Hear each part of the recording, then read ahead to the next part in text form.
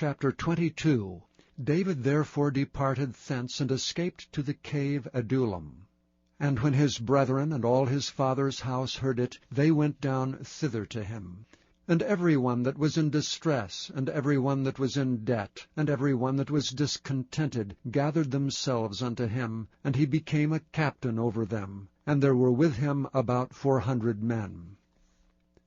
And David went thence to Mizpeh of Moab, and he said unto the king of Moab, Let my father and my mother, I pray thee, come forth and be with you, till I know what God will do for me. And he brought them before the king of Moab, and they dwelt with him all the while that David was in the hold. And the prophet Gad said unto David, Abide not in the hold, depart, and get thee into the land of Judah. Then David departed, and came into the forest of Hareth.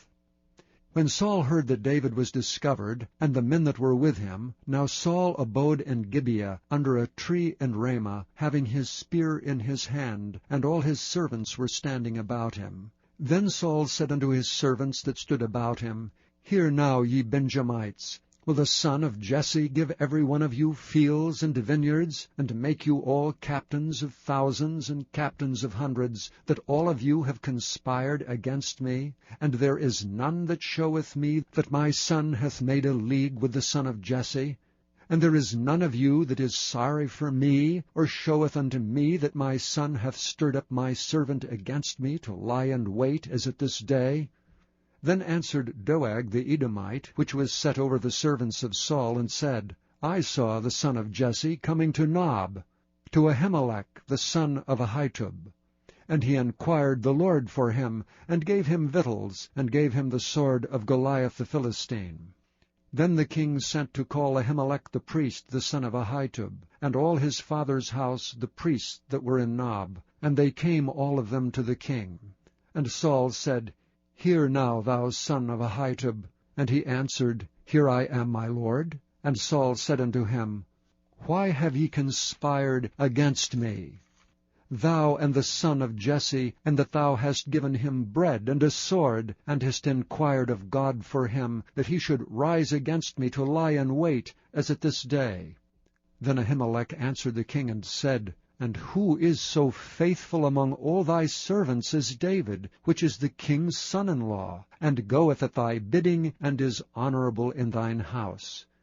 Did I then begin to inquire of God for him? Be it far from me.